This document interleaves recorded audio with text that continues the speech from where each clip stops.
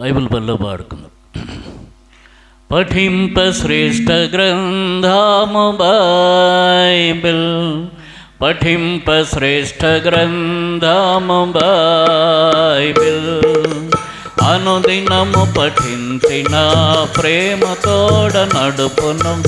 ఓ పఠింప శ్రేష్ఠ గ్రంథము బైబిల్, दुनिया में सबसे प्यारे पुस्तक बाइबल, दुनिया में सबसे प्यारे पुस्तक बाइबल, पढ़ेंगे उसको रोज बरोज, सामने खतरा कोई न हो.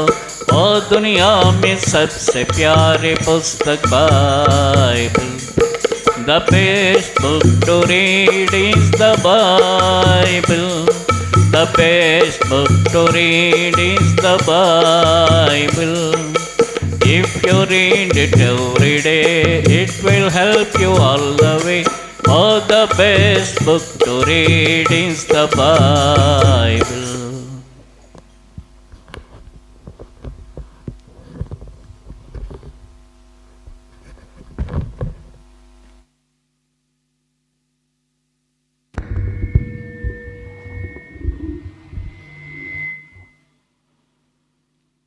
చదివారా బైబిల్ ఇవాళ? చాలా రోజుల తర్వాత అడుగుతున్నాను. ఈ మధ్య అడగలేదు. అడిగినా చదవం, అడగకపోయినా చదవం అంటున్నాడు ఆయన. అడిగినా చదవము, అడగకపోయినా చదవముట. చదివారా లేదా బైబిల్? చదవలేదు. ఇందాక మనం ఇర్మియా 7:25లో ఓ మాట చదివాం. ఏం చెప్పండి? ఇందాక చదివి తిరగకుండా చెప్పాలా. ఇర్మియా 7:25లో ఒక మాట చదివాం. ఏం చదివాం? అనుదినము ఏం చేస్తున్నాడు ఆయన? పెందల కడనే లేచి ప్రవక్తలను పంపిస్తున్నాడు. కాబట్టి దేవుని ఉద్దేశం పెందల కడనే తన వాక్యం మన దగ్గరకు రావాలి. తన ఉద్దేశాలు మనము ఎప్పుడు తెలుసుకోవాలి? పెందల కడనే తెలుసుకోవాలి. కాబట్టి లేచిన వెంటనే మొదట ప్రార్థన చేసుకోవాలి, తర్వాత వెంటనే బైబిల్ చదవాలి. ప్రార్థన అంటే ఫస్ట్ స్తుతించాలి. లేచిన వెంటనే ప్రభువును స్తుతించాలి. ఎందుకు? ఇంకా ప్రాణం ఉన్నది. తర్వాత నిన్నటి దినమంతా కృప చూపాడు, రాత్రి కృప చూపాడు. కనుక లేచిన వెంటనే ప్రభువును స్తుతించాలి. తర్వాత మన అవసరాలు, అనుదిన అవసరాల కొరకు, ప్రభు నడిపింపు కొరకు ప్రార్థన చేయాలి. తర్వాత ఇప్పుడు ప్రభు ఏం మాట్లాడుతున్నాడో ఆయన వాక్యం ద్వారా తెలుసుకోవాలి. ఆయన వాక్యం చదవాలి. వాక్యం చదివిన తర్వాత ప్రభు మాట్లాడిన దాన్ని బట్టి ఒక తీర్మానం ఉండాలి. మరల ప్రార్థన చేసుకోవాలి. ప్రభువా, ఇవన్నీ నేను చేస్తాను, తప్పిపోతుంటే క్షమించమన్నాడుగా. చేయవలసినవి చేస్తాను ఒప్పుకోవాలి. ఇదంతా కూడా ప్రభుతో గడపవలసిన సమయం. దీన్ని క్వైట్ టైం అంటారు, అంటే మౌన ధ్యాన సమయం. అర్థమైందా?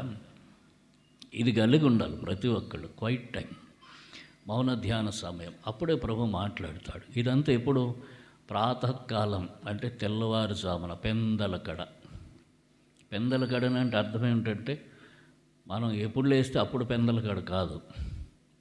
అంటే ఒక ఆయన చెప్పాడు, వాళ్ళకు ఉద్యోగాలు ఉన్నప్పుడు ఉద్యోగం చేసేవాడు కొన్ని టైముల్లో మధ్యరాత్రి ఎప్పుడో పడుకుంటారు, అర్ధరాత్రి. 2 గంటలకు పడుకున్నవాడు 4 గంటలకు లేవగలడా? లేవలేడు. అట్లా లేస్తే ఆరోగ్యం కూడా పాడవుతుంది. కాబట్టి వానికేదో అలాగా ఎక్సెప్షనల్ కేసెస్ ఉంటాయి. కొన్ని ఆలస్యంగా లేస్తాడు. లేచిన వెంటనే ప్రభు దగ్గరకు పోవాలి. 2 గంటలకు లేచిన, కానీ 9కే పడుకునే వాళ్ళు ఉన్నారు, 9:30 కల్లా 10లోపు పడుకునే వాళ్ళు ఉన్నారు. వాళ్ళు ఎప్పుడు లేవచ్చు? వాళ్ళు 4-5 మధ్యన హాయిగా లేవచ్చు, పెందల కడని. ప్రభు మెల్లని స్వరం అప్పుడే చక్కగా వినిపిస్తుంది. అప్పుడు రణగుణ ధ్వనులు ఉండవు, చుట్టుపక్కల ఏ గోల అల్లరి ఏమి ఉండదు. కనుక అప్పుడు ప్రార్థన చేసుకుని ప్రభు స్వరం వినాలి. బైబిల్ చదవాలి. చదవడం రాకపోతే ఆడియో బైబిల్స్ ఉన్నాయి, పెట్టుకోండి. అందులో బైబిల్ ఒక్కొక్క రోజుకు ఒక అధ్యాయం వింటూ ఉండొచ్చు. అట్లాగని ఎలాగైనా బైబిల్తో సహవాసం కలిగి ఉండాలి. ప్రభు అప్పుడు మాట్లాడతాడు. అది ఆత్మీయ జీవితానికి, భౌతిక జీవితానికి, రెండిటికి కూడా చాలా క్షేమం. అర్థమైందా? 6 గంటల్లోపు ఈ పనులన్నీ పూర్తయిపోతే దేవునితో గడిపే సమయం 6 లోపల పూర్తయిపోతే తర్వాత సమయం అంతా చాలా సంతోషంగా నెమ్మదిగా ఉంటుంది. కనుక 4 నుంచి 6 ఇది పెందల గడ సమయం. ఆ సమయాన్ని దేవునితో గడపటానికి అలవాటు చేసుకోవాలి. ఆలస్యంగా లేస్తే ఇది ఆలస్యం అవుతుంది. ఇంకా ఆలస్యంగా లేచామంటే టైం ఉండదు. ఎందుకంటే ఆ పనులు ఆగవు. అవునా? పిల్లలను స్కూల్కి పంపేది ఆగదు, వాళ్ళని టైంకే పంపాలి. ఎర్లీగా లేస్తే మధ్యలో టైం మిగులుతుంది. ఎర్లీగా లేవకపోతే టైం చాలదు. అప్పుడు ప్రభువా నీకు స్తోత్రం, నాకు ఆత్రం, పిల్లలకు టైం అవుతుంది, ఇవాళకి ఇంతే అనుకో, రేపు సంగతి చూసుకుందాం. మరి ఇంక ఇవాళ ఎక్కడ టైం లేదు కదా. టైం అంతా మన ఫిక్స్డ్, మన టైం అంతా ఫిక్స్ అయిపోయి ఉన్నది పగలంతా కూడా. కాబట్టి ఆ ముందే దేవుని దగ్గరికి రావాలి. నైట్ అలాగనే ఆలస్యం అంటే వేస్ట్ చేయకుండా సమయాన్ని, ఇంటికి వచ్చిన తర్వాత హస్కు కొద్దిసేపు మాట్లాడుకుంటే బాగానే ఉంటుంది. భోజనం త్వరగా చేయాలి, త్వరగా దేవుని దగ్గరికి పోవాలి. అవి చూసి ఇవి చూసి, ఆ చిత్తగింపులు చూసి, ఆ వాట్సాప్లు చూసి, ఆ యూట్యూబ్లు చూసి, ఆ న్యూస్ చూసి, న్యూసెన్స్ చూసి, మనం కొన్ని పెట్టి, మనకు కొంతమంది పెట్టి, ఇవన్నీ చూసుకుని ఇదంతా తెలియనంత టైం అట్లా తిప్పుతూ ఉంటే ఆ టైం ఎంత అయిపోతుందో తెలియదు. అంత అయిపోయింది. నిద్ర వచ్చేటప్పుడు ప్రభా ప్రార్థన చేసుకుంటున్నాను, మరి అంత టైం అయిపోయింది, ఇంకా నేను పొద్దున్న మళ్ళీ లేవాలి.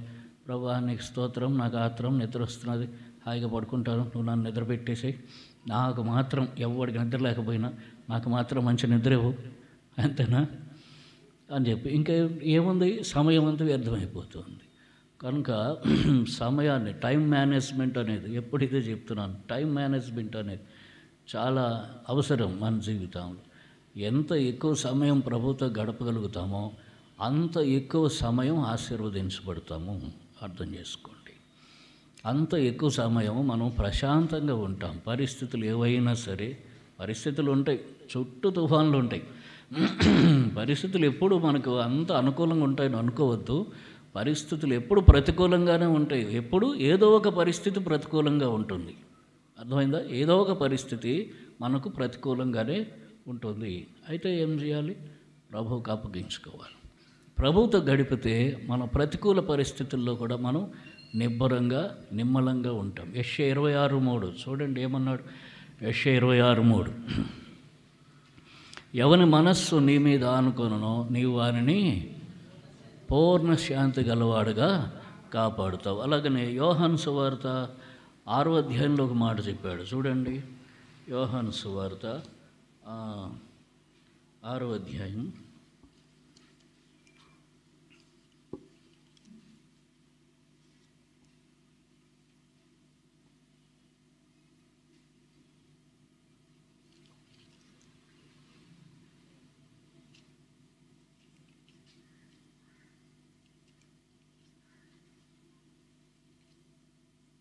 14:27 చూడండి. 6వ అధ్యాయంలో నా యుద్ధకు వచ్చువని ఎంత మాత్రం బయట త్రోసివేనంటాడు. 6:37లో యోహాను సువార్త 14:27లో ఏం చెప్పాడు? శాంతి మీకు అనుగ్రహించి వెళ్ళుచున్నాను. 14:27 శాంతి మీకు అనుగ్రహిస్తున్నాను. ఏం శాంతి? నా శాంతిని మీకు అనుగ్రహించున్నాను. నా శాంతి, నా సమాధానము అని అన్నాడు. My peace I give an to దీ. మై పీస్, నా శాంతి, నా సమాధానం. ఏంటిది నా శాంతి? యేసుప్రభు వారి శాంతి ఏంటి చెప్పండి. యేసుప్రభు వారికి అసలు శాంతి ఉందా? ఆయన రోడ్డు మీదకి వస్తే ఏమైనా ప్రకటిస్తే ఆయన మీద రాళ్ళు ఇసురుతున్నారు. దయ్యం పట్టినవాడు అన్నారు. 3.5 సంవత్సరాలు ఆయన హింసిస్తూనే ఉన్నారు. తరువాత సిలువ వేశారు. సిలువలో కూడా ఏమంటున్నాడు? తండ్రి వీరేం చేయుచున్నారు, వీరు ఎరుగరు గనుక వీరిని క్షమించు. ఇప్పుడు సమాధానంతో శాంతంగా లేకపోతే ఎవరినైనా క్షమించగలుగుతాడా? మన కోపం ఉందనుకోండి, ఎవరినైనా క్షమిస్తామా? అంటే క్షమించలేము. సమాధానంగా ఉంటే ఆ పనులే అంటాము. కాబట్టి యేసుప్రభు వారి శాంతి ఏమిటంటే పరిస్థితులన్నీ వ్యతిరేకంగా ఉన్నప్పుడు నిబ్బరంగా, నిమ్మలంగా, ప్రశాంతంగా ఉండటం. ఇది యేసుప్రభు వారి శాంతి. నా శాంతి మీకు అనుగ్రహిస్తాను అంటే అర్థం ఏంటంటే మన పరిస్థితుల చుట్టూ ఎన్ని రకాలుగా ఉండనివ్వండి, మనకు మాత్రము ఒక నిశ్చలమైన స్థితిని ప్రభు ఇస్తాడు. ప్రశాంతంగా ఉంటాము, అది అర్థం. పరిస్థితులు మారిపోతాయని కాదు, పరిస్థితులు మెల్లగా తర్వాత మారుతాయి. ఎటువంటి ఘోరమైన తుఫానులున్న పరిస్థితుల్లోనైనా సరే నిమ్మలంగా ఉంటాము. సముద్రంలో తుఫానులు రేగుతున్నాయి, సముద్ర తుఫాన్లో ఐ అనే ఒక పదం ఉంది. ఈవైఐ. ఐ అంటే కేంద్రం అన్నమాట. కన్ను అంటే కేంద్రం. ఏంటి? తుఫాను కేంద్రం. తుఫాను ఎక్కడ లేస్తుందో, సముద్రంలో ఓడలు ఉంటాయి కదా, ఓడలు వెళ్తున్నప్పుడు తుఫాను వస్తుంది. ఓడ సురక్షితంగా ఉండాలంటేట ఆ ఓడ పోయి తుఫాను ఎక్కడ ప్రారంభమైంది అక్కడికి వెళ్ళిపోవాలట. ఒకవేళ అక్కడికి వెళ్ళిపోగలిగితే ఇక తుఫాను లేదు. తుఫాను చుట్టూ ఉంటుంది, చుట్టూ తుఫాను ఉంటుంది. ఎక్కడ ప్రారంభమైందో అక్కడ నిమ్మలంగా ఉంటుందిట. దాని చుట్టూ తుఫాను ఉంటుంది. ఎన్ని వేల కిలోమీటర్లను ఉంటుంది, అక్కడ ఉండదు. తుఫాను మధ్యలో ఉండటం, అక్కడ నిశ్చలత. తుఫాను మధ్యలో నిశ్చలంగా ఉండే స్థితి యేసు ప్రభు వారి శాంతి. అర్థమైందా? ఆ శాంతి ప్రభు మనకిస్తాడు. కాబట్టి ఎప్పుడు ప్రభువుతో గడపాలి. ప్రతి ఉదయం, ప్రతి రాత్రి నిర్ణీత సమయం, ఏదో కొంత సమయం కాదు, నిర్ణీత సమయం. అంటే ఖచ్చితంగా ఇంత సమయం అనుకొని ప్రభుతో గడపాలి. గడిపితే ప్రభు శాంతి మనలో ఉంటుంది. రోజంతా నెమ్మదిగా ఉంటుంది. పరిస్థితులు ఎన్నన్నా ఉండనివ్వండి, నెమ్మదిగా ఉంటాం. ఇదే క్రైస్తవ జీవితం. అర్థమైందా? వారు అన్ని శ్రమలు ఎట్లా ఎదుర్కోగలిగారు ఆ దినాల్లో క్రైస్తవులు అంటే ఇదే, వారు ప్రభువుతో కూడా ఉన్నారు. కాబట్టి దీన్ని అలవాటు చేసుకోవాలి. ఊరకే ఏదో యాంత్రికంగా, మెకానికల్గా మనం పోతుంటే సమయం అంతా వేరే దానికి వ్యర్థం చేసుకుంటుంటే పరిస్థితులు మనల్ని చికాకుపరిచి దానిలో మనం కలవరపడతాం, తొందరపడతాం, తలనొప్పులు వస్తాయి, బీపీలు పెరుగుతాయి, షుగర్లు పెరుగుతాయి. షుగర్ తిండి వల్లే కాదు, టెన్షన్ వల్ల కూడా పెరుగుతుంది. విన్నారా? షుగర్ బీపీ వల్ల కాదు, తిండి వల్ల కాదు, తిండి వల్ల పెరుగుతుంది. తర్వాత టెన్షన్ వల్ల షుగర్ చాలా పెరుగుతుంది, అది తగ్గదు. తిండి వల్ల పెరిగేదాన్ని తిండి మారిస్తే తగ్గిపోతుంది. టెన్షన్ వల్ల పెరుగుతున్న షుగర్ తగ్గదు. కాబట్టి ఇవన్నీ ఎందుకు వస్తున్నాయి? మనశ్శాంతి, ప్రశాంతత లేకుండా. ఎక్కడొస్తుంది ప్రశాంతత? ప్రభుతో గడపడం నేర్చుకోవాలి. ప్రశాంతంగా గడపాలి. అది కూడా ఊరికే ప్రభు దగ్గరికి వెళ్ళిపోయా, ఏం చేసావు నువ్వు, నాకేం చేసావు, అది చేసావు, ఇది చేసావు, వాడికి చేసావు, వీడికి చేసావు, నాకేం చేయలేదు, ఇంతకాలం అయిపోయింది, అది చేసావు, ఇది చేసావు కొట్లాడుతూ ఉంటే అసలు ఉన్న శాంతి పోతుంది మనకి. ప్రభు దగ్గరికి వెళ్ళాలా, కావలసినవన్నీ చెప్పుకోవాలా, ప్రభుని స్తుతించాలా, కావలసినవి చెప్పుకోవాలి, ప్రభు ఏం మాట్లాడుతున్నాడో వినాలి, వినిన దాన్ని అంగీకరించాలి, ప్రభుతో గడపాలి మౌనంగా. ప్రభువా, నువ్వు న్యాయవంతుడివి, నువ్వు సత్యవంతుడివి, నువ్వు యథార్థవంతుడివి, నీలో అబద్ధం లేదు, నువ్వు ఏం చేసినా అది న్యాయమే. ప్రభువా, నీతో కూడా నేను ఉండే మనస్సు సమయం నాకు దయచేయి, నన్ను దీవించు, నీ చిత్తమైతే నా పరిస్థితులు ఇవి, నా పరిస్థితులు మార్చు కాస్త. ప్రభువుకు విన్నవించుకుంటే అది కూడా ప్రశాంతంగా విన్నవించుకోవాలి. విన్నవించుకుంటే ప్రభు మనకు వాస్తవమైన వాడవుతాడు. అప్పుడు మనం ప్రభు నుంచి సమస్తము ఒకదాని తర్వాత ఒకటి నెమ్మదిగా పొందగలుగుతాం. దీన్ని మనం అభ్యాసం చేసుకోవాలంటే అనుదినము ఆయన పెందలకడని లేస్తున్నాడు, మన దగ్గరకు వాక్యాన్ని పంపుతున్నాడు. అనుదినము పెందలకడని లేచి ప్రభు దగ్గరికి మనం వెళ్ళటము జ్ఞాపకం చేసి. కొన్నిసార్లు రాత్రి నిద్ర పట్టదు కదా, సడన్గా తెలివి వస్తుంది, నిద్రపోతుంటే నిద్ర పట్టదు. ఏం చేయాలా? ప్రార్థన చేసుకోవాలి అంతే. మన కోసం ప్రార్థన చేయాలి, తక్కిన వాళ్ళ కోసం ప్రార్థన చేయాలి. అందుకే నిద్ర పట్టండి. కొన్నిసార్లు ఎవడికో నిద్ర పట్టదు, వానికి నిద్ర పట్టాలని మనం లేపుతాడు ప్రభు, మనకి నిద్ర పట్టదు. అర్థమైందా? నిద్ర పట్టట్లేదు, అది ఇది అది అని అనుకుని మరి 4 నిద్ర మాత్రలు వేసుకుంటే ప్రయోజనం లేదు. ప్రభు, నిద్ర లేని వాళ్ళు ఎవరున్నారో మనకు తెలుస్తుంది. మన చుట్టుపక్కల ఉన్నవాళ్ళు, మన బంధువులు, స్నేహితులు. ప్రభు, వాళ్ళందరికీ మంచి నిద్ర ఇవ్వు. ఒకళ్ళు బాధల్లో ఉన్నవారు, ఇబ్బందులు ఉన్నవారు, వాళ్ళందరికీ మంచి నిద్ర ఇవ్వు. ఎక్కడైతే దేవుని ఉద్దేశం మనం టచ్ చేసామో మనకు వెంటనే నిద్ర వస్తుంది. అర్థమైందా? ఎవడి కోసం ప్రార్థన చేయటం దేవుని ఉద్దేశమో వాని కోసం ప్రార్థన చేయగానే నిద్ర దానంతరం అది మనకు వెంటనే వస్తుంది. అంటే మనం ప్రార్థన చేస్తే వారు నిద్రపోతారు, అది దేవుని ఉద్దేశం. కనుక అట్లాగిన దేవుని ఉద్దేశాలు తెలుసుకోవాలి. రాత్రి నిద్ర లేకపోతే పోయి ప్రార్థన చేయాలి, మన కోసమైనా ప్రార్థన చేసుకోవాలి. సమయాన్ని అలాగను దేవునితో గడపటం కనుక మనం నేర్చుకుంటే ప్రశాంతమైన జీవితము అన్ని పరిస్థితుల్లో నెమ్మదిగరిగి జీవించగలుగుతాం. ఇప్పుడు రండి, మనం బలదరికి వెళ్ళే ముందు కొన్ని మాటలు చదువుకుందాం. దినవృత్తాంతములు 1వ గ్రంథం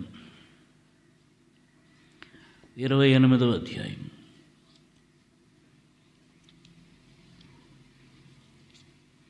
దినవృత్తాంతాలు మొదటి గ్రంథం 28వ అధ్యాయం 9వ వచనం. ఫస్ట్ క్రానికల్స్ చాప్టర్ 28 వర్స్ 9 కలిసి చదువుకుదా. సొలొమోనా, నా కుమారుడా, నీ తండ్రి యొక్క దేవుడైన యెహోవా అందరి హృదయములను పరిశోధించువాడును, ఆలోచనలన్నిటినీ సంకల్పములన్నిటినీ ఎరిగిన వాడునై ఉన్నాడు. నీవు ఆయనను తెలుసుకొని హృదయపూర్వకంగాను మనోపూర్వకంగా ఆయన్ను సేవించు. ఆయనను వెతికిన ఎడల ఆయన నీకు ప్రత్యక్షమగును. నీవు ఆయన్ను విసర్జించిన ఎడల ఆయన్ని నిత్యంగా త్రోసివేయను. నీ తండ్రి యొక్క దేవుడైన యెహోవా అందరి హృదయములను పరిశోధించువాడు. ప్రార్థన చేసుకుందాం. ప్రేమ కలిగిన తండ్రి, మీ పరిశుద్ధ నామానికి స్తోత్రాలు. యేసు ప్రభు వందనాలైన స్తుతులు అర్పిస్తున్నాము. ఘనత మహిమ ప్రభావాలను మీకు ఆరోపిస్తున్నాం. మిమ్మల్ని ఆత్మతో సత్యంతో ఆరాధించుకోవడం కృప చూపారు. వందనాలు. యోగ్యమైన రీతిలో మీ బలలో చేయముంచుటూ సహాయం చేయండి. అందుకొరకు మీ వాక్యం ద్వారా మమ్మల్ని దర్శించండి, బలపరచండి. మీ వాక్య వెలుగు మా ముఖముల మీద ప్రకాశింపచేయండి. మీ వాక్యం వెల్లడి ఒకటి తోడని వెలుగు కలుగును. అది తెలివి లేని వారికి తెలివి కలిగించును.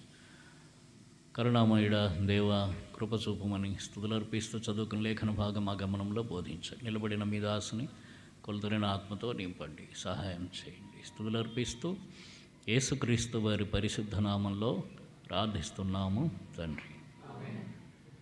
దేవుడు హృదయములను పరిశోధించువాడు అని దావీదు అక్కడ సొలొమోనుకు చెప్తున్నాడు. నీ దేవుడు, నీ తండ్రి యొక్క దేవుడు. సొలొమోను తండ్రి ఎవడు? దావీదు. అంటే ఎవరి దేవుడు? దావీదు దేవుడు. ఏం చేస్తాడట? నీ తండ్రి యొక్క దేవుడు, తండ్రి అయిన దేవుడైన యెహోవా అందరి హృదయములను పరిశోధించువాడు, ఆలోచనలన్నిటినీ సంకల్పములన్నిటినీ ఎరిగినవాడు. ఆయన హృదయాలను పరిశోధిస్తాడు. హృదయంలో ఏమున్నాయి? ఆలోచనలు ఉన్నాయి, సంకల్పాలు ఉన్నాయి. మన ఆలోచనలన్నీ ఎరిగినవాట. మన సంకల్పం అంటే ఇది చేస్తా అని అనుకున్నది, నేను ఇది చేస్తాను అని అనుకోవటం ఉందే, అది సంకల్పం. సంకల్పములన్నీ ఎరిగినవాడు అంటే మన ఆలోచనలు ఆయనకు తెలుసు, మనం ఏం చెయ్యాలనుకుంటున్నామో ఆయనకు తెలుసు. తర్వాత హృదయాన్ని పరిశోధిస్తాడట. అంటే లోపల ఏముందో బయటికి తీసుకొస్తాడు. ఆయన పరిశోధించేటటువంటి దేవుడు. బైబిల్లో చాలామందిని ఆయన పరిశోధిస్తూ వచ్చాడు. పరిశోధించినప్పుడు ఎవరు నిలబడతారో వారినే ఆశీర్వదిస్తాడు. పరిశోధించినప్పుడు నిలబడలేకపోతే వారి ఆశీర్వాదమును పోగొట్టుకుంటారు, లేకపోతే అది ఆలస్యమవుతూ ఉంటుంది. దేవుడు హృదయములు ఎరిగినవాడు. చూడండి 7వ కీర్తన 9వ వచనం చదవండి ఎవరన్నా. 7వ కీర్తన 9వ వచనం.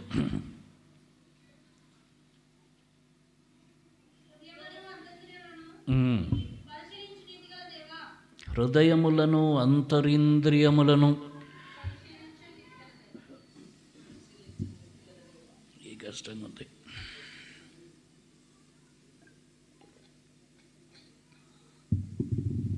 పరిశీలించే నీతి కలిగిన దేవుడు అంతరింద్రియాలను కూడా పరిశోధిస్తాడు. అంతరింద్రియాల్లో ఉన్న ఆలోచనలు ఏమిటి, ఉద్దేశాలు ఏంటి, సంకల్పాలు ఏంటి పరిశీలిస్తాడు. 1 కోటి రూపాయలు కనుక నాకు ఇస్తే నేను ఎక్కడికో వెళ్ళి ఏదో చేస్తాను, ఆ పనులు చేస్తా, ఈ పనులు చేస్తా. ఇదన్నీ ఏమిటి? హృదయములు అంతరింద్రియాల్లో, బయటికి పడవు ఇవి ఎవరికి, అంతరింద్రియాల్లో ఉంటాయి.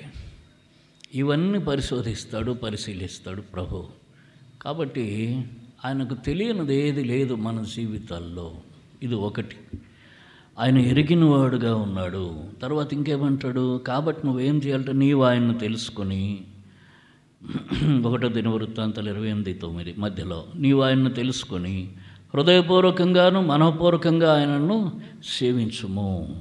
హృదయపూర్వకంగా మనోపూర్వకంగా సేవించాలి. కాబట్టి ఆయన వెంబడించడం అనేది హృదయపూర్వకంగా వెంబడించాలి. హృదయంలో యేసు ప్రభువుతోటి మనకు అసమాధానం ఉండకూడదు. హృదయంలో దేవునితో సమాధానం ఉండాలి. మనపూర్వకంగా అంటే మనస్సు వేరే దాని మీద ఉండి ప్రభు వెంటనే వెళ్ళడం కాదు. కొన్నిసార్లు ఎవరన్నా మనల్ని పిలిచారనుకోండి, వస్తావా? వెళ్ళటం ఇష్టం ఉండదు. సర్లే పద. వాళ్ళు మాట్లాడితే మనకి ఇష్టం ఉండదు, వాళ్ళు నవ్వినా మనం నవ్వాం. ఎందుకు? మనసు లేదు. కొన్నిసార్లు పిల్లల్ని తల్లిదండ్రులు ఎక్కడికో తీసుకెళ్తారు, వాళ్ళకి ఇష్టం ఉండదు అది. కాబట్టి ఏం చేస్తారు, వాళ్ళు అనీజీగా ఆఖరికి తల్లిదండ్రులకి ఎట్లా అనిపిస్తారు, వీళ్ళని అనవసరంగా తీసుకొచ్చాము ఎక్కడికి, వీళ్ళు దాన్ని ఎంజాయ్ చేయరు. ఆ సమయాన్నంతా ఏం చేస్తారు, దిగులు అది కొనాలా, ఇది కొనాలా. కొన్నిసార్లు బట్టలు కొంటారు పిల్లలకి, వాళ్ళు వేసుకోరు ఇంకా, ఎందుకంటే వాళ్ళకి ఇష్టం లేదు. వాళ్ళకి ఇష్టం లేని బట్టలు కొన్నారు, అందుకని ఏం చేస్తారు, అది వేసుకో అంటే వేసుకుంటాలే. ఆ కొత్త బట్టలు అట్లనే ఉంటాయి, ఎప్పుడు తీయరు, ఎప్పుడు వేసుకోరు. అవునా? ఎందుకు? మనసు లేదు. అలాగనే దేవుడితో కూడా మనసు లేని విషయం, మనపూర్వకంగా దేవుని వెంబడించకుండా మనసు లేకుండా దేవుణ్ణి వెంబడిస్తారు జనులు. మనసు ఎక్కడో ఉంటుంది, అది దేవుడు ఇవ్వలేదు. హృదయం ఎక్కడో ఉంది, దాన్ని దేవుడు సంతోషపరచలేదు. అందుకని మనసు లేకుండా, హృదయం లేకుండా, హృదయపూర్వకంగా మనపూర్వకంగా కాకుండా అర్ధ హృదయంతో, అర్ధ మనస్సుతో, అసలు మనసు లేకుండా తప్పనిసరి అని చెప్పి ఏదో భక్తి చేయటానికి దేవుని వెంబడిస్తారు. దీనిని ఇది ఆశీర్వాదకరమైనది కాదు, అర్థం చేసుకో. అందుకని సొలొమోనుతో అంటున్నాడు, నువ్వు హృదయపూర్వకంగా మనపూర్వకంగా దేవుని వెంబడించు, ఆయన్ని సేవించు. ఎందుకంటే ఆయన హృదయమును పరిశోధించువాడు. ఇక్కడ అబ్రహామును పరిశోధించాడు. చూడండి, ఆదికాండం 22:1 చదవండి ఎవరన్నా. ఆదికాండం 22:1.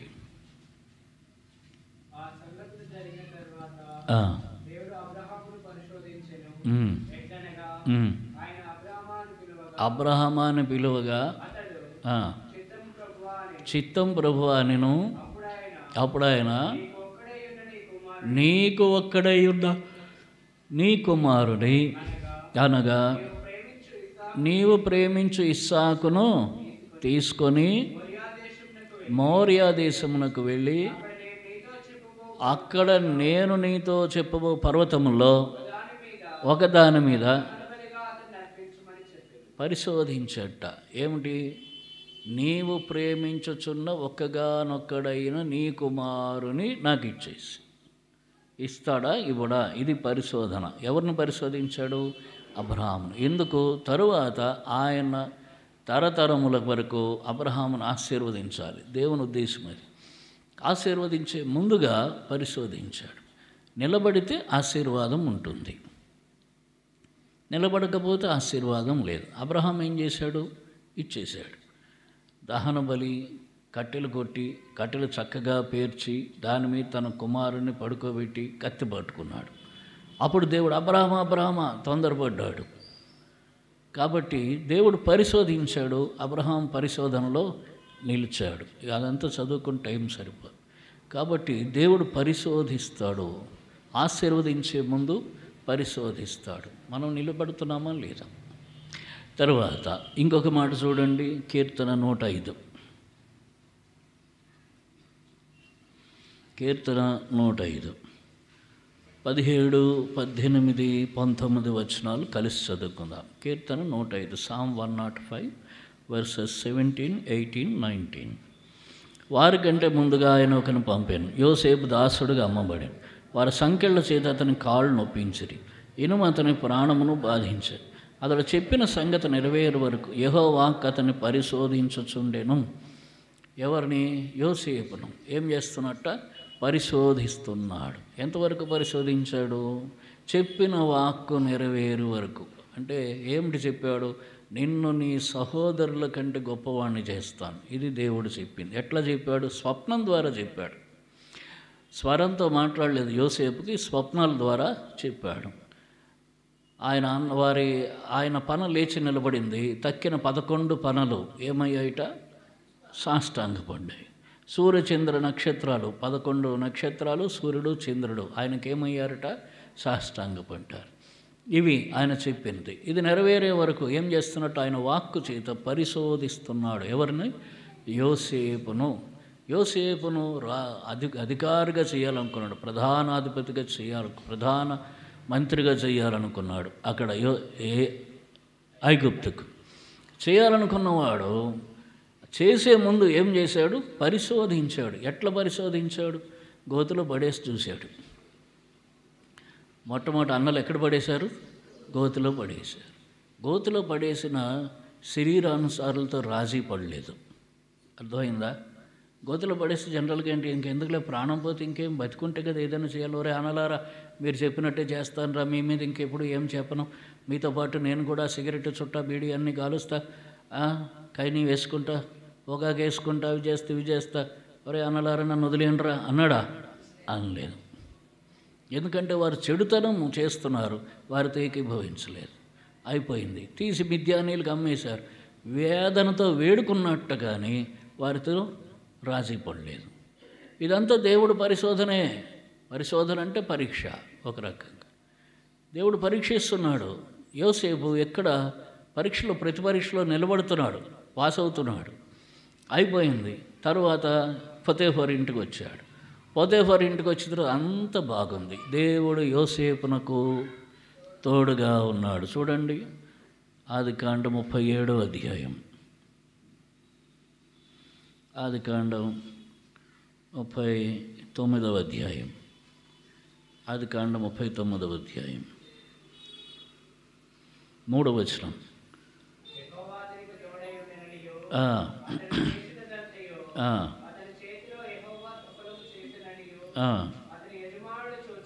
ఎక్కడిది? ఐగుప్తులోని పొతేఫర్ ఇంటిలో. యెహోవా అతనికి తోడుగున్నాడు. ఆయన చేసిందంతా దేవుడు ఆశీర్వదిస్తున్నాడు, సఫలం చేస్తున్నాడు. ఎంత మంచి పరిస్థితి! అంత ప్రశాంతంగా ఉంది యోసేపుకి. యోసేపు పొతేఫర్ ఏం చేసేట? తినటం తాగటం తప్ప ఏం పట్టించుకోలేదుట. చూడండి 5వ వచనం చదవండి.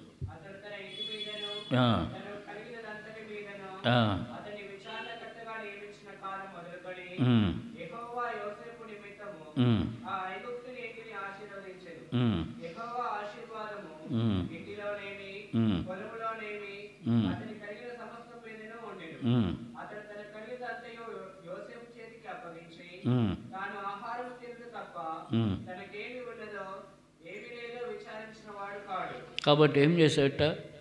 కేవలం తింటం తప్ప ఏముందో ఏం లేదు, పట్టించుకోవట్లేదు. నాకెందుకు, ఆ యోసేపు అన్నీ చూసుకుంటున్నాడు. యోసేపు ఏమన్నా కొడుకా? కాదు. ఎవరు? దాసుడు, బానిస. అయినప్పటికీ బానిసకు అన్ని అప్పచెప్పాడు. ఎందుకు? దేవుడు అతనికి తోడుగున్నాడు, అతడంతా కరెక్ట్గా చేస్తున్నాడు. ఇదనమాట యోసేపులో పొతేఫర్ చూసింది నమ్మకత్వం. ఎక్కడ నమ్మకత్వం తప్పలేదు, అన్నీ కరెక్ట్గా చేస్తున్నాడు. కాబట్టి మొత్తం ఇల్లు అప్పచెప్పేసాడట, ఆస్తి అప్పచెప్పేశాడు. ఏం పడి లెక్కలు కూడా చూడట్లేదు. ఎంత వచ్చింది, ఎంత ఖర్చు అయింది, ఎంత మిగిలింది, దాన్ని ఏం చేస్తావు, ఏం అడగట్లేదు. ఎందుకు? యోసేపు అంత నమ్మకంగా ఉన్నాడు. ఇప్పుడు దేవుడు ఏం చేశాడు? తన వాక్కు చేత అతడిని పరిశోధించాడు.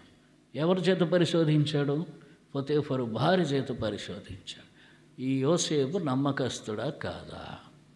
పొతేఫరు భార్య వచ్చి ఆయన్ను శోధించింది. శోధిస్తే యోసేపు ఏం చేశాడు? ఆడ చూడండి, ఒక మాట చెప్పాడు 9వ వచనం. నీవు అతని భార్యవైనందున నిన్ను తప్ప మరి దేనిని నాకు అప్పగింపగా ఉండలేదు. కాబట్టి నేనెట్లు ఇంత ఘోరమైన దుష్కార్యం చేసి దేవునికి విరోధంగా పాపము కట్టుకుందునని యజమాని భార్యతో అనగా. కాబట్టి ఏమంటున్నాడు? ఇదంతా అయితే యోసేపు ఎటు ఆలోచిస్తున్నాడు? ఇదంతా దేవుడు చేస్తున్నాడు. నేను ఇప్పుడు ఏ తప్పు చేసినా అది ఎవరికి విరోధంగా చేసినట్టు? ఎందుకంటే దేవుడు ఇచ్చాడు నాకు ఇది.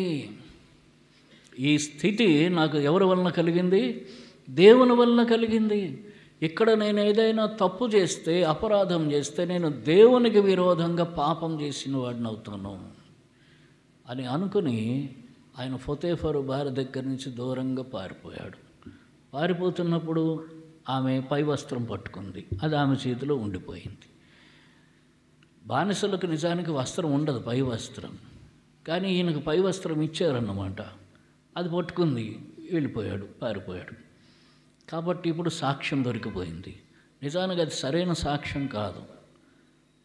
ఇప్పుడు చెరసాల్లో వేశారు. ఇనుము అతని కాళ్లను బంధించి నొప్పించి బాధించిందిట. అక్కడ 105వ కీర్తన 17, 18, 19 చదివాం. ఇనుము ఆయన కాళ్ళను బాధించింది, ఆయన శరీరాన్ని నొప్పించింది. ఇంత బాధపడుతున్నాడు కానీ ఎక్కడ కూడా మరలా శరీరంతో రాజీ పడలేదు. అర్థమైందా? దేవుడు మనల్ని పరిశోధిస్తాడు. పరిశోధించినప్పుడు మనం సరైన మార్గంలో ఉండాలి, వక్ర మార్గాలకు పోకూడదు. పోతేఫరు భార్య ఒక ఆశ చూపించింది, అది శరీరాశ, అది వక్ర మార్గం. దానిని కావాలంటే యోసేపు ఓకే అనేయచ్చు.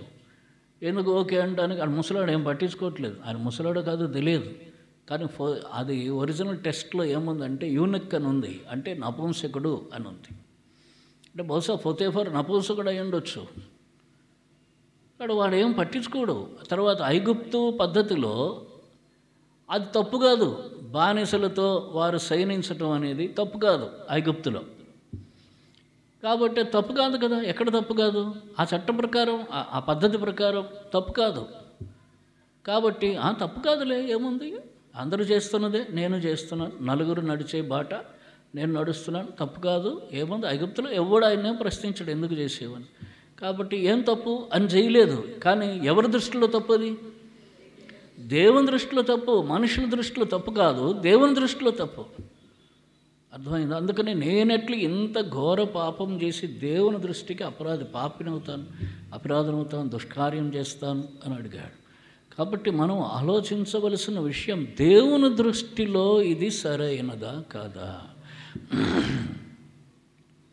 దేవుడే ఆ పరిశోధనను తీసుకొని వచ్చాడు.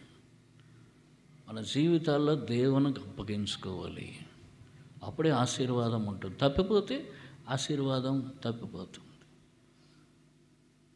మన సంకల్పం దేవునికి తెలుసు. ఇందా చదివాం, నీ ఆలోచనలు నీ సంకల్పములన్నీ ఆయన ఎరిగినవాడు, ఆయనకు అన్నీ తెలుసు. ఇప్పుడే 10 ఏళ్ల తర్వాత ఏం చేయాలనుకుంటున్నామో ఇప్పుడు తెలుసు ఆయనకు. 5 ఏళ్ల తర్వాత ఏం చేయాలనుకుంటున్నామో ఆయనకి ఇప్పుడు తెలుసు. ఆయనకు తెలియనిది ఏది లేదు.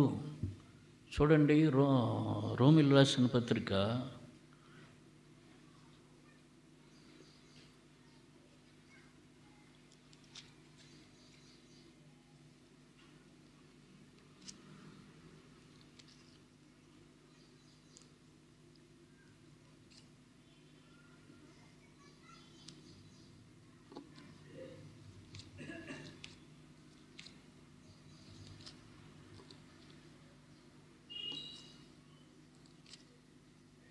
4 పత్రిక చూడండి, హెబ్రీ పత్రిక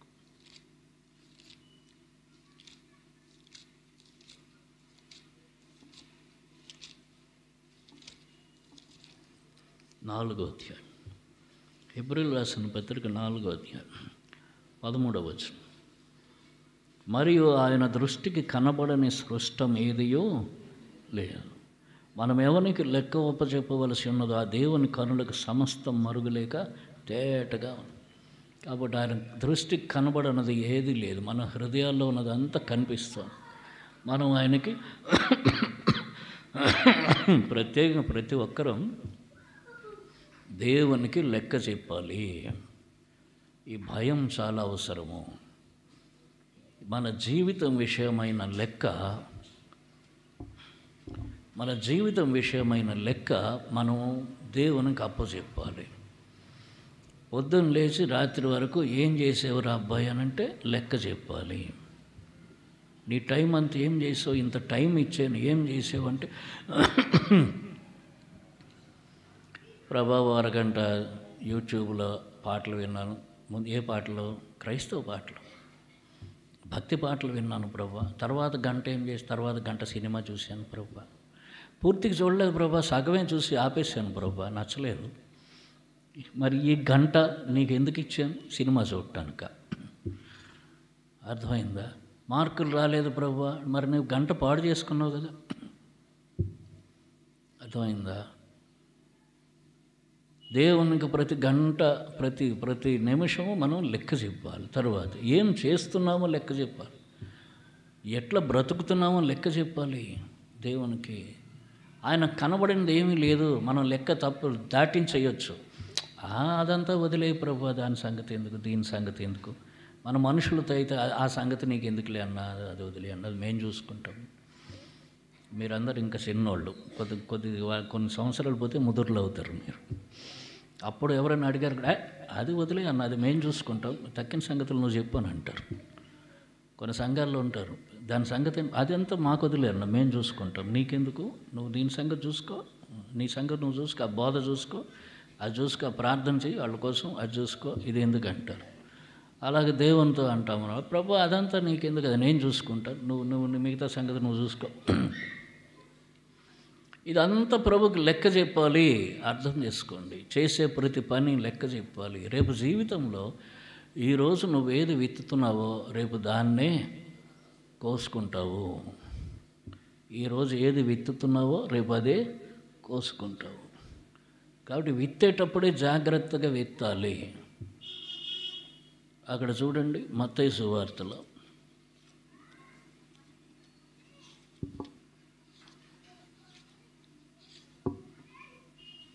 రావట్లేదు, 7వ అధ్యాయం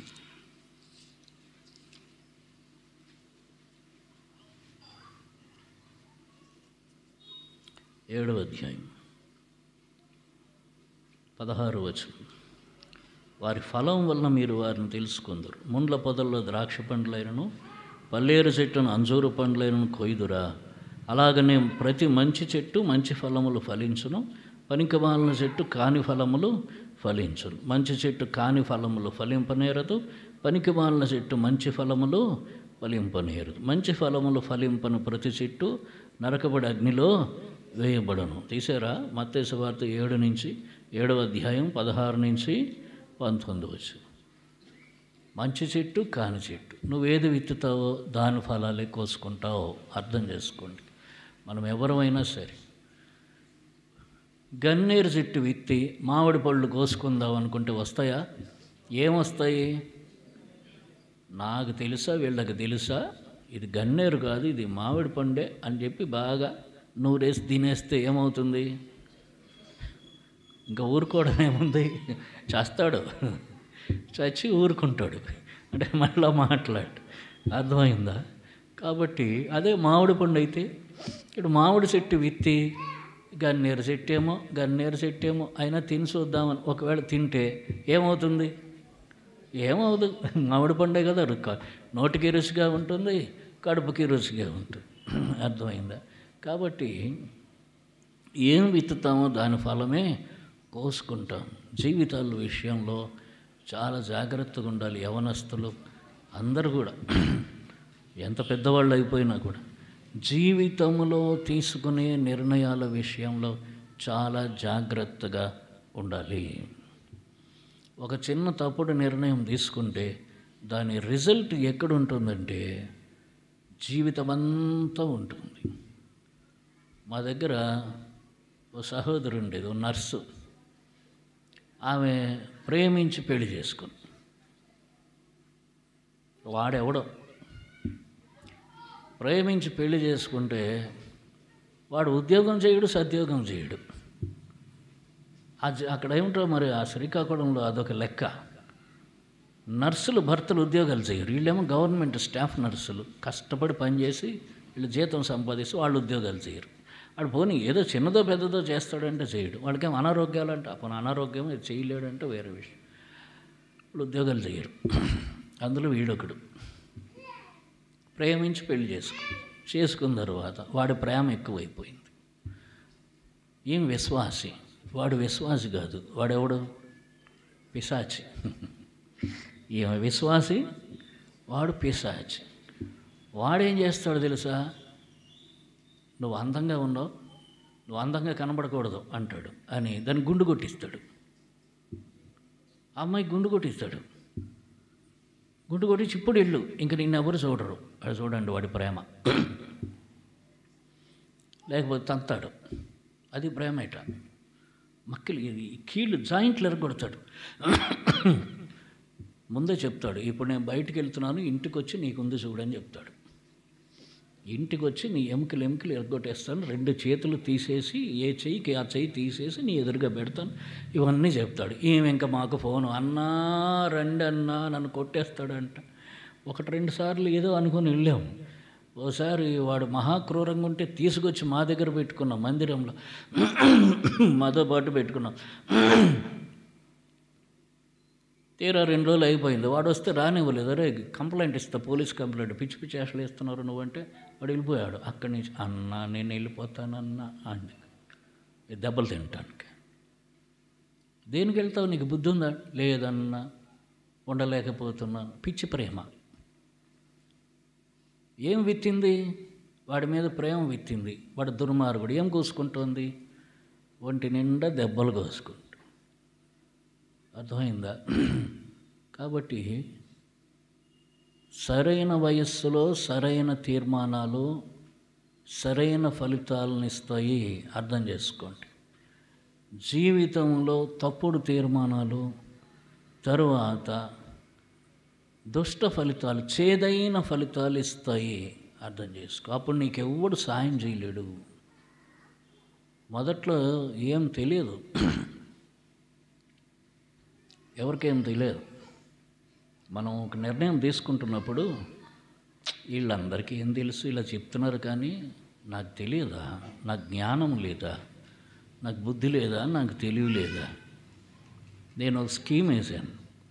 ఆ స్కీమ్ వేసినప్పుడు ఉద్యోగం చేస్తున్నాను, మంచి పేరుంది నాకు, ఉద్యోగం చేస్తున్నాను. నేను చేసిన చిన్న ఉద్యోగం, పెద్ద పెద్ద వాళ్ళకి ట్రాన్స్ఫర్లు చేయించేవాడిని నేను. అంత మంచి పేరు ప్రతిష్టలు తెచ్చుకున్నాను. ఒక స్కీమ్ వేసాను. స్కీమ్ వేసినప్పుడు కొంతమంది చెప్పారు, శ్రేయోభిలాష్ బ్రదర్, స్కీమ్ వేసినవాడు ఎవడు బాగుపడట్లేదు, నువ్వు స్కీమ్లు వేయకు. నేను బాగా లెక్కలు గడ, వీళ్ళకి ఏం తెలుసు, వాడిపోయాడు వీడిపోయాడు నేను పోతానా అని స్కీమ్ వేసాను. స్కీమ్ దేవాలా తీసింది, నేను పోయాను. అర్థమైందా? హిస్టరీ రిపీట్స్ వన్స్ అగైన్ అని ఒక సామెత, నానుడి. History repeats once. ఆ స్కీమ్ దివాలా తీసి ఉద్యోగానికి సెలవు పెట్టకుండా అక్కడక్కడ తిరిగాను. అప్పుడు ప్రభువు నన్ను దర్శించాడు. ఆయన లోబడలే. ఎలాగైనా డబ్బులు చిన్నది అప్పుడైతే ఒక 30,000 40,000 సంపాదిస్తే చాలు. ఆ రోజుల్లో 30 ఏళ్ల క్రితం ఓ 30,000 సంపాదిస్తే చాలు. 30,000 ఎట్లయినా సంపాదించాలి. నాకు తెలివితేటలేంటి, అసలు నేనేంటి, సంపాదించి చూపిస్తా, అందరికి ఇచ్చేస్తాను అలా అనుకుని అక్కడక్కడ తిరిగి. అంత మోసం. ప్రతి అవకాశాన్ని వేరేవాడు వినియోగించుకున్నాడు, నేను మోసపోయాను. టీవీకి సీరియల్ రాశాను, వాడు అమ్మేసుకున్నాడు. ₹1,00,000 ఇస్తానన్నాడు 92 95లో. ₹1,00,000 అంటే అసలు నాకు కావలసిన దానికి 3 రెట్లు. అంటే నేను వాడికి స్క్రిప్ట్ ఇచ్చేసాను. ఇచ్చేస్తే వాడు అమ్మేశాడు. 3 లక్షలకు ఎంతకో అమ్మేసుకున్నాడు. అమ్మేసుకొని నాకు టోపీ పెట్టి నేను 6 నెలలు బట్టి ఎదురు చూస్తున్నా, ఏం కాలేదు. అట్లాంటివి చాలా జరిగాయి. దేవునికి లోబడలేదు. అంటే అసలు దేవుడు ఎవడో తెలియదు. నేను పూజ చేసే దేవుడు వేరు. మంత్రాలు వేస్తున్నాను, ఏదో జరగాలండి, ఏం జరగట్లేదు. ప్రభు దర్శించాడు, కల్లో కనబడ్డాడు, స్పష్టంగా వచ్చి నన్ను తాకాడు. ఏం లోబడలేదు. నేను అనుకున్నది నేను చెయ్యాలనుకున్నా, చేయలేకపోయాను. ఒకవేళ ఆ స్కీమ్ సక్సెస్ అయి ఉంటే ఇది లేదు. నా స్కీము వేరు, దేవుని స్కీమ్ వేరు. ఆ స్కీమ్ ద్వారా నన్ను పట్టుకున్నాడు ప్రభువు. నలిగిపోయాను. అయినా దేవుని దొరకలేదు. ఎక్కడికో ట్రాన్స్ఫర్ చేశారు, వెళ్ళాను. ఇంకా నలుగుడు. ఇంతమంది చేత అవమానం పొందాల్సి వచ్చింది. అర్థం చేసుకున్న వాళ్ళు ఉన్నారు, అవమానించిన వారు ఉంటారు. ఇవన్నీ పొందిన తర్వాత రోడ్డు మీద ఆఖరికి నిలబడ్డా. నాకు దిక్కెవరు అని నిలబడితే అప్పుడు ఓ స్వరం వినిపించింది, నువ్వు యేసు ప్రభువుని ఆశ్రయించు, ఆయనే నీకు దిక్కు, నీకు మనశ్శాంతి ఇస్తాడు. కానీ మొత్తం పోయింది. సంపాదించుకున్నవన్నీ పోయాయి. అర్థమైందా? ఒక చిన్న తప్పిదం. అలాంటి చేసిన వాళ్ళు చాలామంది ఉన్నారు. అది వాళ్ళ ఉద్దేశాలు వేరు. నవ్విపోదురుగాక నాకేటి సిగ్గు అని, నా డబ్బులే అంతే అయిపోతుంది. నేను అలాగ అనలేకపోయాను. కాబట్టి మనం ఏం విత్తుతామో దాన్నే కోసుకుంటే. దేవునికి తెలియక నేను చేశాను, దేవునికి తెలుసు నీకు. కాబట్టి ఈ దినం స్కీమ్ అని కాదు, నువ్వు ఏది చేస్తున్నావో దేవుడు పరిశోధిస్తున్నాడు. ఏది చేస్తున్నావు జాగ్రత్త సుమ. మళ్ళీ దాన్ని తిరిగి తీసుకోలేదు. జీవితము వన్ వే. ఈ జీవితం అనేది వన్ వేలో పోయేటటువంటి ప్రయాణం, అది వెనక్కి రాదు. యూటర్న్ తీసుకుని మళ్ళీ వచ్చి మళ్ళీ వెనక్కి స్టార్ట్ చేయటం కష్టం. 10th క్లాస్ పాస్ అయిపోయిన వాడు ఒకసారి ఏదో అత్యవసర మార్కులు వచ్చేసి 100కి 50 మార్కులు వచ్చి పాస్ అయిపోయాడు. ఇంటర్మీడియట్లో చేరిపోయాడు. ఇంటర్మీడియట్లో ఎంపీసీ సీట్ ఇవ్వమన్నారు. ఏదో సిఈసీ హెచ్ఈసీయో ఏదో సీటు తీసుకున్నాడు. ఆ ఇంటర్మీడియట్ అయిపోయింది. తర్వాత ఇంకేదో చదివాడు. ఆ తర్వాత డిగ్రీ అయిపోయింది. అయ్యో, నేను అప్పుడు బైపీసీ తీసుకుని ఎంబీబీఎస్ చదివంటే ఎంత బాగుండే, డాక్టర్ని అయిపోతాను కదా అని అనుకుని సార్ మళ్ళీ నేను ఇప్పుడు డాక్టర్ అయిపోతానంటే మళ్ళీ ఎక్కడికి రావాలి? ఇంటర్మీడియట్లో సీటు రాదు, మళ్ళీ ఎక్కడికి రావాలి? 10th క్లాస్కి రావాలి, మంచి మార్కులు తెచ్చుకోవాలి, బైపీసీలో చేరాలి, మళ్ళీ నీట్ ఎగ్జామ్ కొట్టాలి, మళ్ళీ నీట్లో సీటు రావాలి, వచ్చిన తర్వాత ఎంబీబీఎస్ చదవాలి. అయ్యేదేనా? ఆల్రెడీ 20 ఏళ్ళు వచ్చేసాయి. మళ్ళీ నువ్వు 13వ ఏట నువ్వు స్టార్ట్ చేయాలి, 14వ ఏట కుదరదు. అయిపోయింది. Once you last is lost for ever. నువ్వు ఒకసారి పోగొట్టుకున్నది ఎప్పటికీ పోగొట్టుకోవటమే. జీవితం ముందుకే పోతుంది, వెనక్కి రాలేవు. వెనక్కి తిరిగి చూస్తే అనుభవాలు, గత జ్ఞాపకాలు మాత్రం మిగులుతాయి. గత జ్ఞాపకాలు అన్నవి జీవితానికి సంతోషాన్ని ఇవ్వాలి కానీ దుఃఖాన్ని ఇవ్వకూడదు. అర్థమైందా? Past memories should bring you happiness in your life, but not bitterness. చేదైనటువంటి అనుభవాన్ని ఇవ్వకూడదు గత జ్ఞాపకాలు. యేసు ప్రభు నీకు తోడుగా ఉన్నాడు. యోసేపుకు దేవుడు తోడుగా ఉన్నాడు. తన జీవితాన్ని పాడు చేసుకోలేదు. చూడండి, శోధనకి ఇక్కడ లోబడలేదు, శోధన జయించాడు, ధైర్యంగా ముందుకెళ్తున్నాడు. కాబట్టి దేవుడు నీకు తోడుకున్నాడు. శోధన జయించాలి. తాత్కాలికంగా కనబడేదంతా సత్యం కాదు. నీ జీవితంలో అర్థం చేసుకోవాలి. దేవుడు ఏది చూపిస్తాడో అదే సత్యము. ఒకవేళ ఆ పొతేఫరు భార్య దగ్గరగా యోసేపు ఆగిపోయి ఉంటే ఐగుప్తు ప్రధాని అయ్యేవాడు కాదు. వాడి జీవితం, ఆయన జీవితం ఎక్కడ ఆగిపోయి ఉండేది? పొతేఫరు భార్య ఇంట్లోనే ఆగిపోయి ఉండేది అంతే. కాకపోతే పొతేఫరు భార్య పొతేఫర్ని ఆయన చంపేసి యోసేపుకు మొత్తం ఆస్తి ఇచ్చేసి ఉండేది. కానీ అది దుర్మార్గం. అక్కడ ఆగిపోయి ఉండేది ఆయన జీవితం. దేవుడు పరిశోధించినప్పుడు నిలబడ్డాడు కనుక ముందుకు పోయాడు. నువ్వు చేస్తున్న వాటన్నిట్లో దేవుడు చూస్తుంటాడు. నువ్వేం చేస్తావో చూస్తాడు. నువ్వు చేసిన దానికే నీకు తర్వాత ఫలితము, బహుమానం దొరుకుతుంది. అర్థం చేసుకోవాలి. దేవుడు చూస్తున్నాడు. దేవుడు నాతో కూడా ఉన్నాడు. దేవుడు చూస్తున్నాడు. ఆ అవగాహన ఏం చేస్తుందంటే నేను మంచి మార్గంలోకి తీసుకెళ్తాను. యోసేపుకి ఎవరన్నా చెప్పారా? సలహా ఇచ్చారా? ఒరే బాబు, దాంతో ఏం తప్పుడు పని చేయొద్దని ఎవరైనా చెప్పారా? ఎవరు చెప్పలేదు. దేవుని ఆత్మ ఏదైతే చెప్పాడో ఆయనతో దాన్ని చేసుకొచ్చాడు. ఎవరు చెప్పక్కర్లేదు నీకు మళ్ళీ బుద్ధి. నిన్ను దేవుడు మాట్లాడుతున్నాడు, తన వాక్యంతో దర్శిస్తూ ఉన్నాడు. దేవుని ఆత్మ నీలో ఉన్నాడు. నీకు తెలుసు మంచేదో చెడేదో నీకు తెలుసు. ఏది చెయ్యొచ్చో ఏది చేయకూడదో తెలుసు. చెయ్యకూడదు దాని మీద ఎందుకు మనసు పెడతావు ఈ దినం? అర్థమైందా? కొన్నిసార్లు వయసు రాకుండానే నిర్ణయాలు తీసుకుంటారు కొంతమంది. అది నిర్ణయం తీసుకునే వయస్సు కాదు. నువ్వు చదువుకోవాలన్నప్పుడు చదువుకోవాలంతే. నువ్వు ఉద్యోగం చేయాలన్నప్పుడు ఉద్యోగం చేయాలనంతే. నీకు పెళ్లి వయసు వచ్చినప్పుడు పెళ్లి గురించి ఆలోచించాలా. పిల్లల వయసు వచ్చినప్పుడు పిల్లల గురించి ఆలోచించాలి. ఇప్పటి నుంచే నేను ఇద్దరిని కంట, ఒకరిని ఇంజనీర్ని చేస్తా, ఒకరిని డాక్టర్ని చేస్తా, ఒకరిని అమెరికా పంపిస్తా, ఒకరిని రష్యా పంపిస్తా, నేను రెండింటి మధ్య తిరుగుతూ ఉంటా. ఎప్పుడు? 10th క్లాస్ చదువుతున్నప్పుడు. అర్థమైందా? అవసరమా? నువ్వు 10th క్లాస్ చదువుతున్నావు, 10th సంగతి ఆలోచించు. ఇంటర్మీడియట్ చదువుతున్నావు, ఇంటర్ సంగతి ఆలోచించు. ఈ పరీక్షలు ఎట్లా పాస్ అవ్వాలా, ఏ మార్కులు తెచ్చుకోవాలా, తర్వాత ఏం చదవచ్చు, దానికి తగ్గట్లుగా ఎట్లా సిద్ధపడాలా, ఇదే నీ పని ప్రస్తుతానికి. అంతకు మించి నువ్వు చేస్తున్నావు అంటే నువ్వు తప్పిపోతున్నావు. అర్థం చేసుకో. నిన్నెక్కడ దేవుడు ఉంచాడో, ఏ స్థితిలో ఉంచాడో ఆ స్థితిలో ముందు పూర్తి చేసుకోవాలి. అది పూర్తి చేసుకున్న తర్వాత ముందుకెళ్ళాలి. వాడెవడో గాజుల మలారం పెట్టుకున్నట్ట సాయిబు ఎదురుగా. తెలుసా మీకు కదా? గాజుల మలారం ఎదురు. గాజులు అంటే ఏ గాజులు? చేతి గాజులు. ఆ మలారం పెట్టుకుని, మలారం అంటే అదే బుట్ట అన్నమాట. అందులో దీంట్లో కడతారు, అన్నీ కలిపి ఒక గుడ్డలో కడతారు, చాకలలో మూట కట్టినట్టు కడతారు. అలా కట్టుకొని కూర్చున్నట్ట. వాడేమో అప్పున్నాడు సేటుకి. ఆ సేటు ఇన్ని తినేస్తున్నాడు, డబ్బులు అని. ఇడు కళ్ళు మూసుకొని కూర్చున్నట్ట. కూర్చుని వీడు నన్ను బాధ పెడుతున్నాడు, ఇవాళ గాజులు ఉన్నాయి, ఇవాళ సంత అమ్మేస్తా, అన్నీ ఇంత అమ్మేస్తా, అంత అమ్మేస్తా, ఇన్ని డబ్బులు వస్తే వాడు డబ్బులు వాడు ముఖాన్ని కూడా సరే పోరా సేటు అంటారని కాలుతో ఇట్లా తంతా వాడిని అని తన్నట్ట. దేని తన్నాడు? ఏమైపోయాయి? అన్నీ పగిలిపోయాయి. అర్థమైందా? పగటి కళలు ఇవి.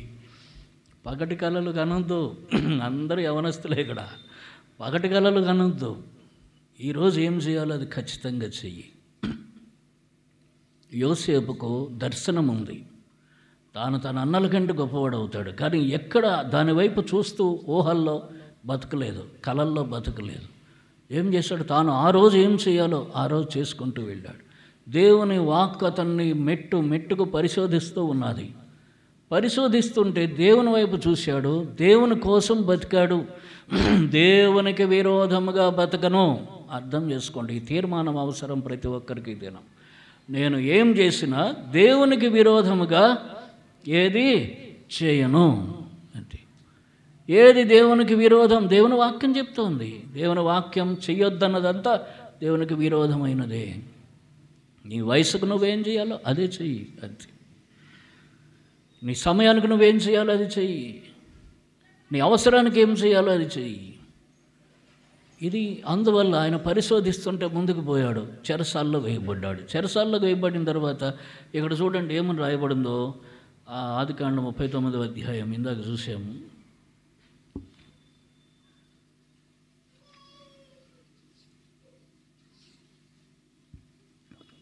ఆదికాండం 39వ అధ్యాయము 21 నుంచి చదవండి.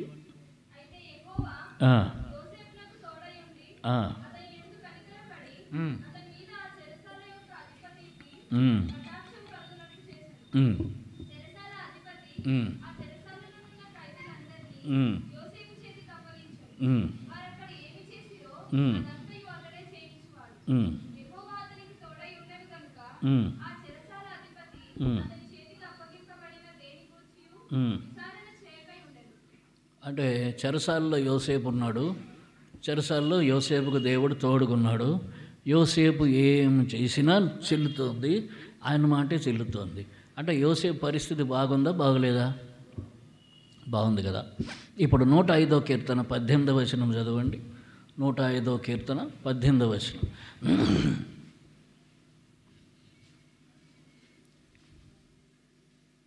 చదవండి.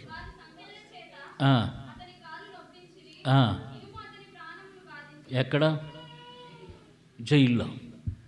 అంటే ఇంత యెహోవా యోసేపుకు తోడుకున్నాడు. తరువాత ఆయన ఏం చేస్తున్నాడు? ఆయన చేసిందంతా చెరసాల అధిపతి మొత్తం జైలంతా అతనికి అప్పచెప్పాడు. ఆయన చేసిందంతా నడుస్తోంది. మరి యోసేపుకు దేవుడు తోడుకున్నాడు. బాగున్నాడు బాగోలేదంటే ఇందాకేమన్నారు? యోసేపు పరిస్థితి ఎట్లుందంటే బాగుంది. ఇప్పుడు చెప్పండి, చెరసాల్లో సంఖ్యలు ఆయన ఏం చేస్తున్నాయట? నొప్పిస్తున్నాయి. ఇనుము ఆయన ప్రాణమును బాధ పెడుతోంది. అంటే జైల్లో సంఖ్యలు వేసి ఉంచారా, సంఖ్యలు లేకుండా ఉంచారా? సంఖ్యలు వేసే ఉంచారు. ఇనుము ఆయన ప్రాణాలను బాధిస్తోంది. దానికంటే ఇంకా ఎక్కువ బాధ్యతలు కూడా. వాడి సంగతి నువ్వే చూసుకో, వీడి సంగతి నువ్వైతే వాళ్ళందరికీ ఈయన తిండి పెట్టాలా. ఇది ఎక్స్ట్రా బర్డెన్. కాబట్టి చెరసాల్లో ఆయనకి ఏముందిట? బాధ ఉంది. బాగులేడు యాక్చువల్గా. అంటే మనకు అక్కడ ఆదికాండం 39వ అధ్యాయంలో చదివితే ఎట్లా అనిపిస్తుంది? ఇప్పుడు పరిస్థితి బాగుందిరా, యోసేపుకే ఉంది చెరసాల్లో ఉన్న బాగా, నాకేం పర్లేదు, జైలు వేసిన యోసేపు తోడుకున్న దేవుడు జైల్లో నాకు తేడుకుంటాడు, ఏం పర్లేదు అని అనుకోవచ్చు. కానీ 105వ కీర్తనలోకి వచ్చేసరికి ఏముంది? చెరసాల్లో ఆయన ఎంత బాధ అనుభవిస్తున్నాడు.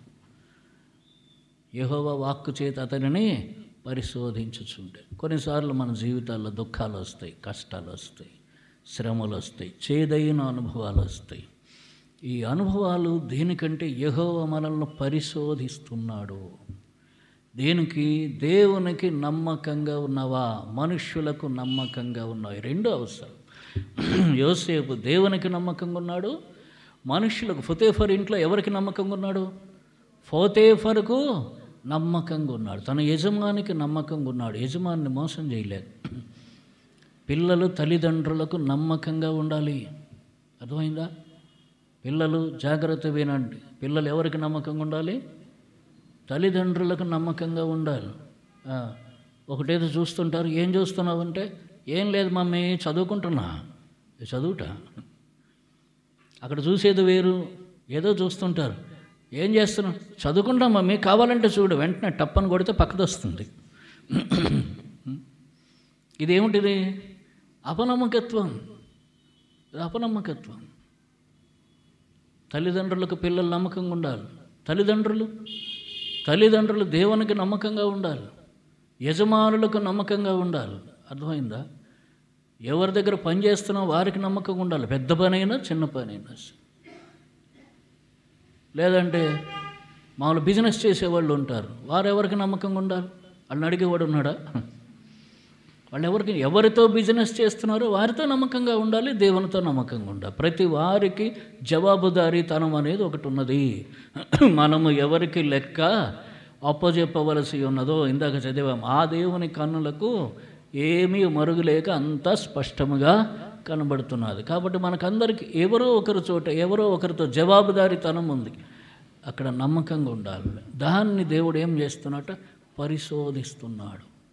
యెహోవా తన వాక్కు చేత పరిశోధించాడు. ఆయన నిలబడిన తరువాత దేవుడు ఆయన ఏం చేశాడు? హఠాత్తుగా ఒక్కసారి చెరసాలలో నుంచి ఎక్కడికి తీసుకెళ్ళాడు? సింహాసనం, ఐగుప్తు సింహాసనం, ప్రధానమంత్రి అయ్యాడు. ఎవరు ఊహించలేదు. చెరసాలలో గొలుసులు, ఆయన బంగారు గొలుసు అయిపోయింది. ఇక్కడ గొలుసేసాడు ఎవరు? ఫరో. అది బంగారపు గొలుసు అయిపోయింది. కనుక నమ్మకంగా ఉండాలి. యెహోవా పరిశోధిస్తున్నాడు. ఈ దినం నువ్వు ఎట్లా ఉన్నావు? మనుషులకి నమ్మకంగా ఉన్నావా? నీ తల్లిదండ్రులకి నువ్వు నమ్మకంగా ఉన్నావా? నీ పేరెంట్స్కి నువ్వు నమ్మకంగా ఉన్నావా? నీ పేరెంట్స్తో నిజం చెప్తున్నావా, అబద్ధం చెప్తున్నావా? అర్థం చేసుకోండి. నువ్వు ఎక్కడ పని చేస్తున్నావో అక్కడ నమ్మకంగా ఉన్నావా? నీ జీవితంలో ప్రతి విషయంలో నమ్మకంగా ఉన్నావా? నమ్మకత్వం చాలా ముఖ్యం. దేవుడు పరిశోధిస్తున్నాడు. ఈ దినం నీ జీవితంలో కఠినమైన శ్రమలు ఉండొచ్చు, నిందల అవమానములు ఉండొచ్చు. యోసేపు మీద ఒక నేరం మోపబడింది, చేయని తప్పు. ఏం చేశారు? అందరూ ఏమనుకుంటారు ఇప్పుడు యోసేపుని? వీడు ఆయన అంత నమ్మకంగా ఆ ఫోతేఫరు వాళ్ళ ఇంట్లో పెట్టుకుంటాడు, పాడుకొని ఎట్లా చేశాడు చూడాడు అని తిట్టుకుంటున్నారు యోసేపుని. కానీ యోసేపు మౌనముగా ఉన్నాడు. దేవుడి తనకు తీర్పు తీర్చాలి. యేసు ప్రభువు వారు ఏం చేశాట? న్యాయముగా తీర్పు తీర్చు దేవునికి తను తాను అప్పగించుకున్నాడు. పేతురు 2:22 నుంచి చెప్తాడు. కాబట్టి మౌనంగా ఉన్నాడు. దేవుడు అతన్ని నిర్దోషత్వాన్ని బయలుపరిచాడు. దేవుడే సహాయం చేస్తాడు. శ్రమల్లో, నిందల్లో, అవమానాలు, కష్టాల్లో ఒక దినం వస్తుంది. ఆ దినమున నీ నిర్దోషత్వాన్ని ఆయన వెల్లడిపరుస్తాడు, నీకు సహాయం చేస్తాడు, నిన్ను హెచ్చిస్తాడు. దేవుడు పరిశోధిస్తున్నప్పుడు ఆయనకు నమ్మకంగా ఉండటం నేర్చుకోవాలి. కలవరపడి, తొందరపడి, ఇటు చేసి అటు చేసి ఏవేవో చేయకూడనివి చేసి ఇంకా అధికమైన నష్టాలు తెచ్చుకోవటం, తర్వాత శరీరానికి లోబడి, లోకానికి లోబడి నష్టం చేసుకున్నట్లయితే తరువాత దాని భవిష్యత్తు, దాని యొక్క ఫలితం భవిష్యత్తులో అనుభవించాల్సి వస్తుంది. దేవుడు ఇవ్వాలనుకున్నది పోతుంది. అర్థమైందా? గత వారం ఎప్పుడో చూసాం. ఇస్కరియోతు యూదా తాను చేరాలనుకున్న స్థలమునకు చేరలేకపోయాడు, నమ్మకంగా లేడు. ఆ 30 వెండి నాణాలకు ఆశపడి చేరాలనుకున్న పదవిని పోగొట్టుకున్నాడు, సింహాసనం పోగొట్టుకున్నాడు. 1000 సంవత్సరాల పరిపాలనలో ఇశ్రాయేలు ప్రజలను పరిపాలించే ఆధిక్యత పోగొట్టుకున్నాడు. పరలోకంలో దేవునితో కూడా సింహాసనం పోగొట్టుకున్నాడు ఇస్కరియోతు యూదా. ఎందుకు? నమ్మకంగా లేడు. కొంచెంలో నమ్మకంగా ఉంటే అధికమైన వాటి మీద దేవుడు నియమిస్తాడు, ఆశీర్వదిస్తాడు. మనుషులు ఎదుట మనుషుల పక్షంగా నమ్మకంగా ఉండాలి, దేవుని విషయంలోనూ నమ్మకంగా ఉండాలి. దేవుడు పరిశోధిస్తున్నాడు. ఈ దినం నీ జీవితం ఎట్లా ఉంది? దేవునికి ఇవ్వవలసిన సమయం దేవునికి ఇవ్వాలి, దేవునితో గడపవలసిన సమయం దేవునితో గడపాలి. అప్పుడే నీకు నెమ్మది, అప్పుడే ప్రశాంతత పొందుతావు.